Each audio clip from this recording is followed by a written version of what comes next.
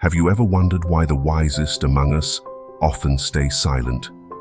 Why is it that those who know the most, who have the deepest insights, who see the world in ways we can't even imagine, often choose to hold their tongues? Schopenhauer, one of the most profound philosophers humanity has ever known, believed that true wisdom often lies in silence. Today, we'll find out why he thought so and what we can learn from holding our tongue. Before we dive into Schopenhauer's mind, let's set the stage. I once had an issue in college that threatened my studentship. But while my dad and siblings were all over the phone trying to solve it, my mom sat still for close to an hour, staring into space. Later, she called me to recount the incident, after which she gave her advice. And it worked. The question is, what in her silence helped her unlock the answer to the problem? Now let's talk about Schopenhauer himself. Arthur Schopenhauer was a philosopher who saw through the performance of human interaction. Rooted deeply in the pessimism of his worldview, Schopenhauer believed that much of life is driven by irrational will rather than reason.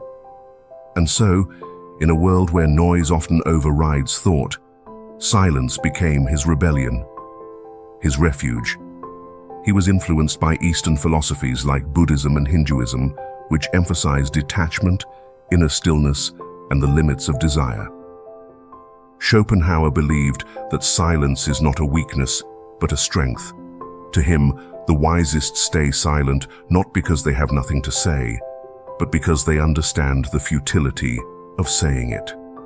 Silence, in many of these philosophical and spiritual traditions, is not seen as a void to be feared or filled. Instead, it is regarded as a kind of fullness, a sacred presence that holds more weight than words ever could. In Buddhism, for instance, silence is not merely the absence of sound, but a state of inner stillness where truth becomes audible. It is in the quiet that one hears the subtle stirrings of the soul, the faint whispers of wisdom that are so easily drowned out by the noise of daily life. Similarly, in the contemplative practices of Hindu sages, silence is revered as a path to self-realization. Through sustained quiet, the mind is cleared of its clutter, and the individual can begin to perceive the eternal beyond the temporary. This reverence for silence is not exclusive to Eastern philosophy. The Stoic thinkers of ancient Greece and Rome also held it in high esteem. Epictetus, one of the most influential Stoics, urged people to exercise restraint in speech. He believed that most of what is spoken serves the ego more than truth, and that wisdom lies in knowing when to remain quiet. For him, speaking was a responsibility, not a reflex. Marcus Aurelius, the philosopher-emperor, carried this idea further. In his reflections, he consistently emphasized the value of only speaking when one's words could improve upon the silence. To him, language was not a tool for constant expression, but a means for thoughtful contribution. Anything less, he believed, only diluted the quality of presence and cluttered the purity of interaction. Across cultures and centuries, this understanding has been echoed again and again. The sages, monks, prophets, and philosophers who lived closest to truth often said the least. Not because they lacked insight, but because they had seen the limitations of language. They understood that speech can distort more than it reveals, and that silence allows the unspeakable to rise to the surface. These wise individuals learned to trust what could not be put into words. They embodied the idea that some truths are too sacred, too profound, or too vast to be squeezed into sentences.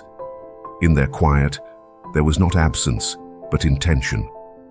Their silence was not ignorance, but depth.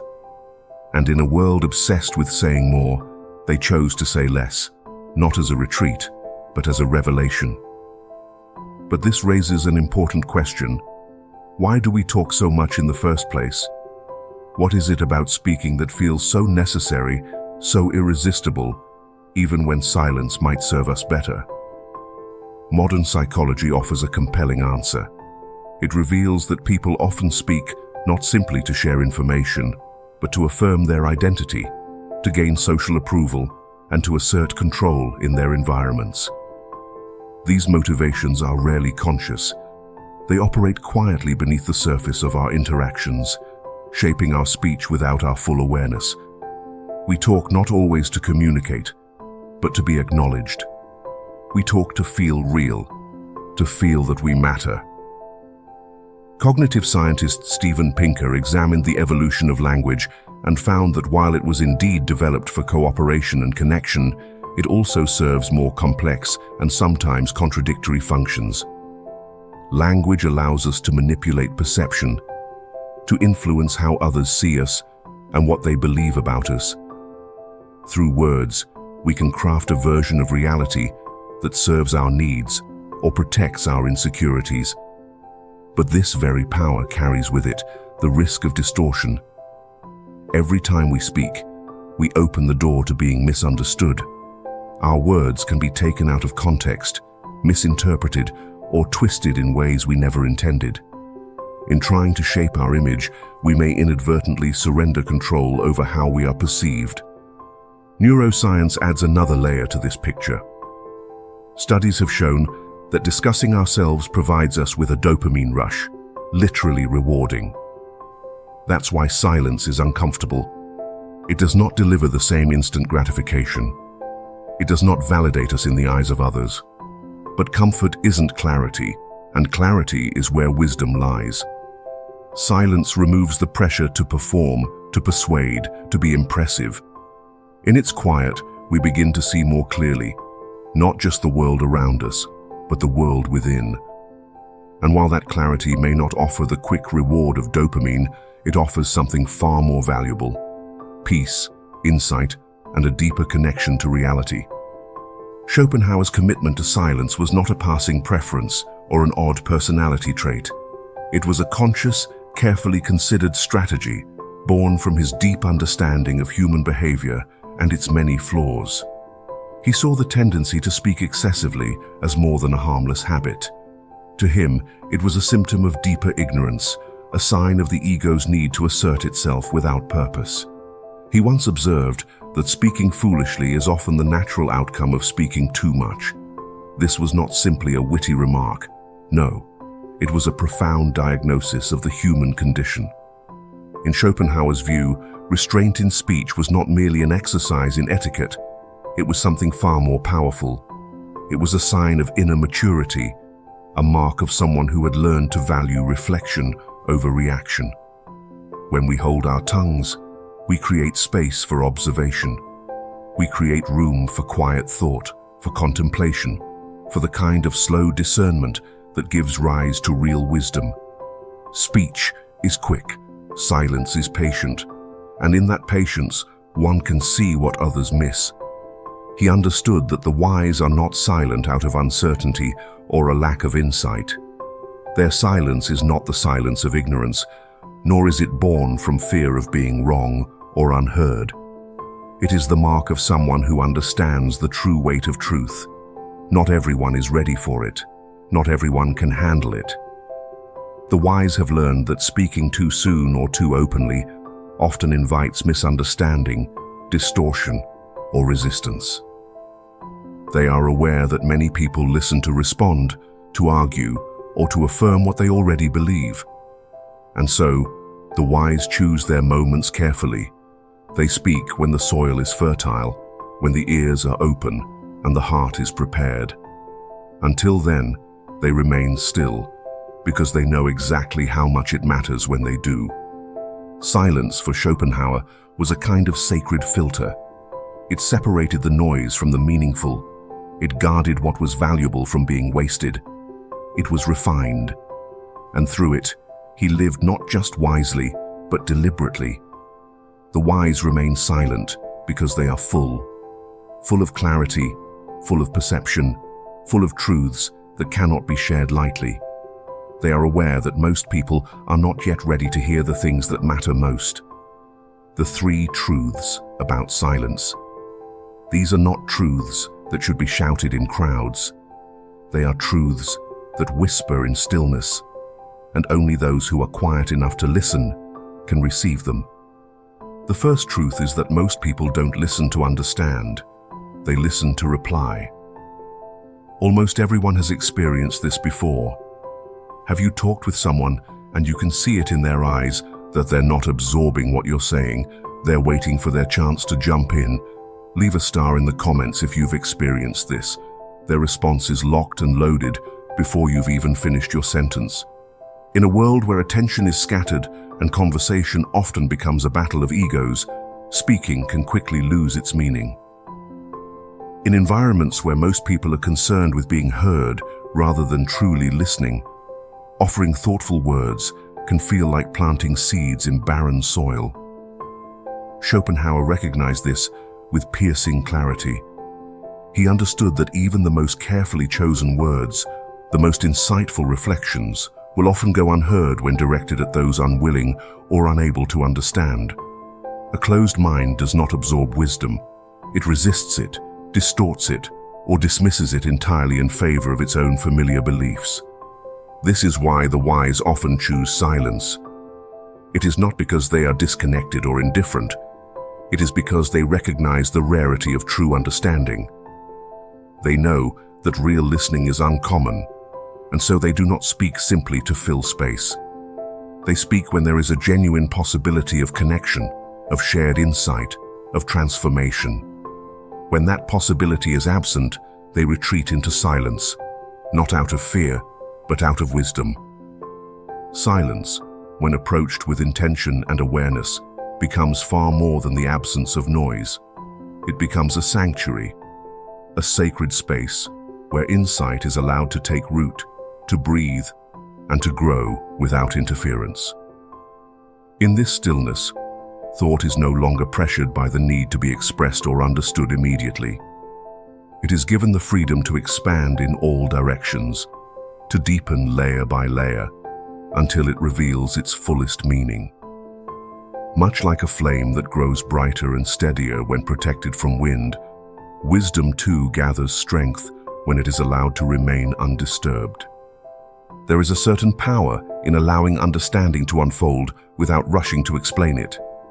Wisdom does not always arrive fully formed. Often, it emerges slowly, shaped over time by quiet reflection and observation. When insight is spoken too soon, before it has matured, it risks becoming diluted or misunderstood.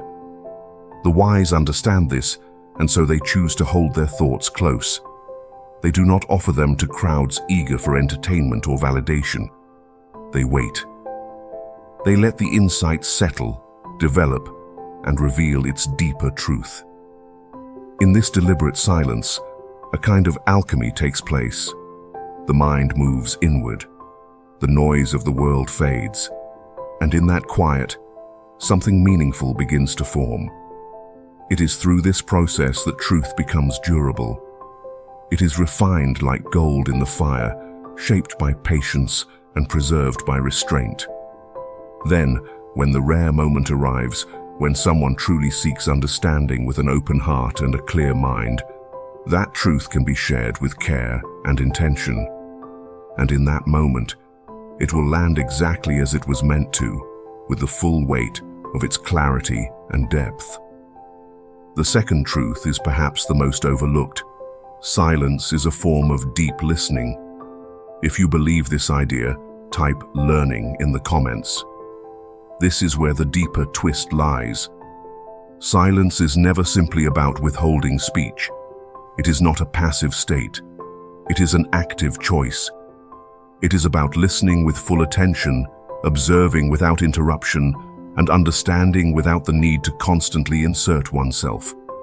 The people who choose silence are often the ones most engaged with the world around them. They are not absent from the moment. On the contrary, they are completely present. The wisest individuals stay quiet not because they have nothing to contribute, but because they are tuned in to a different kind of frequency. While others are speaking, they are studying.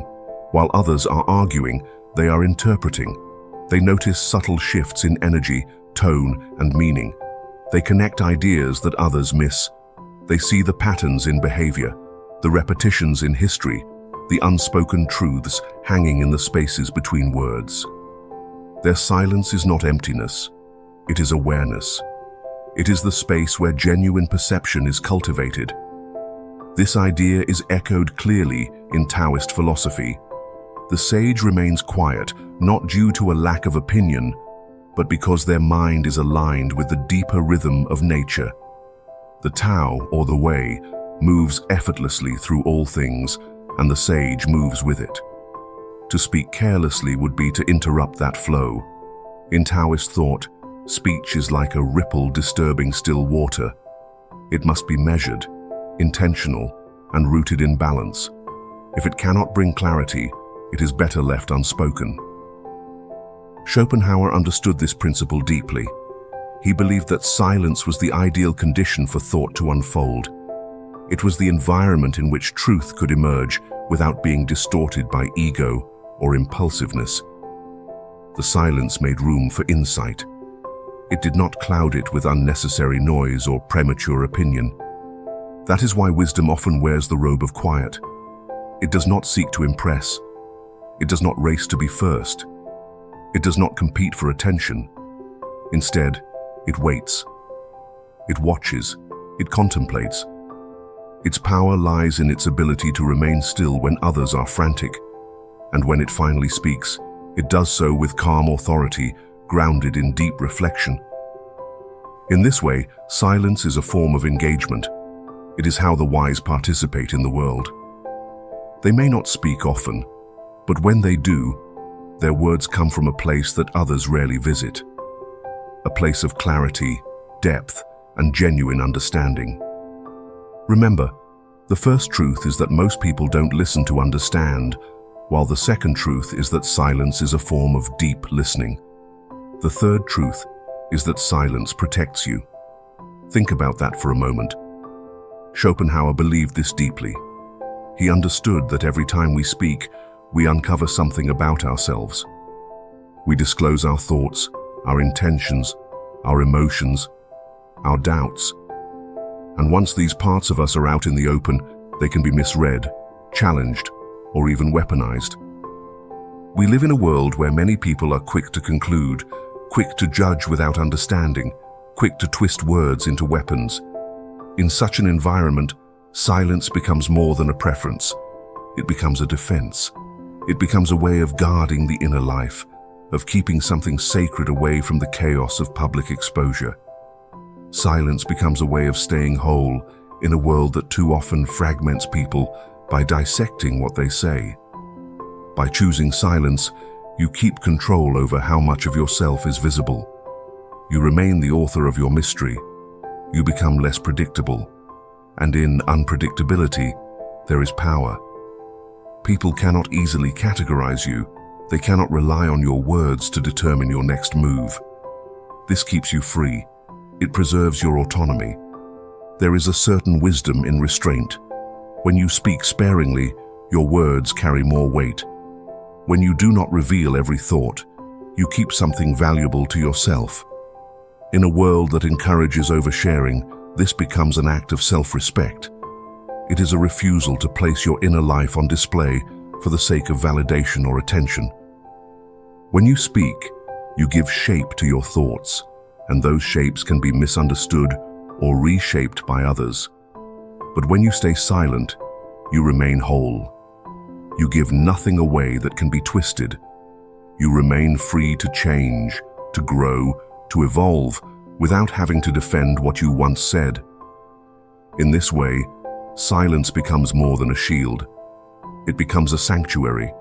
It gives you room to stay honest with yourself while being careful with the world. And that kind of protection is one that the wise never take for granted. Take chess, for example. If a player reveals their strategy too soon, what will likely happen? You're right, he'll lose the game. In life, the same rule applies. Schopenhauer understood that mystery is a form of power. Silence preserves it. Think of the people you find most compelling. Often, they are the ones who don't overshare. They speak with intention.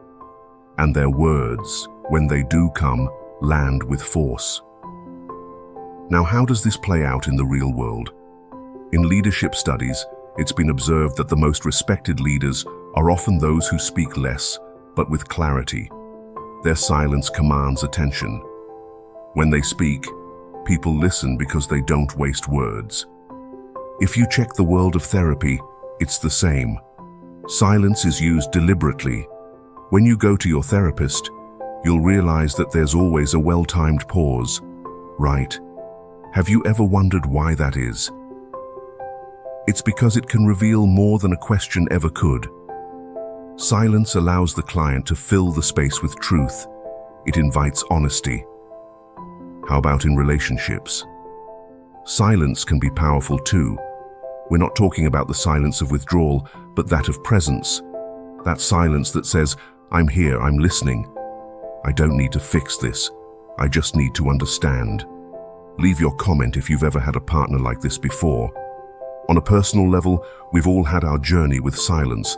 Personally, there was a time when I felt the need to always speak, to fill every gap in conversation, to explain myself endlessly, to prove that I had something to contribute. I feared silence. I mistook it for rejection, for inadequacy. But over time, especially after encountering Schopenhauer's work, something shifted. I began to experiment with silence, not as absence, but as intention. And so I stopped explaining myself when it wasn't necessary. I stopped jumping in to fill every pause. I started listening more. And what I found was surprising. I felt more grounded, more aware, more in tune with myself. Was it easy? Of course not. At times the silence felt like a void, but over time it became a sanctuary. We live in a world that fears silence. Elevator music, phone notifications, constant news cycles. Every moment is filled with sound. Quiet moments are rare, and often they feel uncomfortable. But discomfort isn't a sign that something's wrong. It's a sign that something real is emerging. The silence forces us to confront something we often avoid, ourselves. In that confrontation, we discover truths that noise obscures. We meet parts of ourselves that we've ignored. We begin to heal. It's just like a forest. In the daytime, it's noisy, birds chirping, animals moving, leaves rustling. But at night, when everything goes quiet, a different kind of awareness awakens. The silence isn't empty, but it's full of presence. That's why most writers would tell you that at night, the forest isn't dead. It's listening. Our inner world is the same. Silence doesn't mean nothing is happening. It means everything is settling, recalibrating, rebalancing. And in that stillness, we grow. The wisest among us don't stay silent because they have nothing to say, but because they know when saying something is unnecessary. Just like my mother did, sitting still opens new realms of wisdom to us. And listening is an act of wisdom, so is restraint. Silence protects, preserves, empowers, and gives us a channel to find ourselves. If you want to test the true effect of silence, try this for just one day. Resist the urge to speak unnecessarily. Don't rush to fill silence in conversation. Don't explain yourself unless it's truly needed. Just observe, listen, feel the space that silence creates. At the end of the day, reflect on what you notice. What changed? What did you hear, not just from others, but from within yourself? In a world that measures value by volume, choose to be different. Let your silence speak for you. Let it draw people in. Let it become your drive. Schopenhauer's secret isn't just about staying silent. It's about choosing when to speak and recognizing that sometimes the greatest wisdom lies in saying nothing at all. Thank you for staying with me to the end of this video. If this message resonated deeply within you, remember, silence isn't emptiness. It's your greatest power. Now, I want you to share your voice in the comments below. Tell me about a time when staying silent empowered you or changed your life. Your story could inspire countless others who are navigating their own paths. If you haven't already, hit the like button. Every like helps spread this wisdom to those who need it most. Subscribe and turn on notifications, because in our next video, we're diving even deeper into the profound wisdom that shapes our lives. Remember, wisdom speaks softly, but it echoes endlessly. Until next time, stay silent, stay wise, and stay powerful.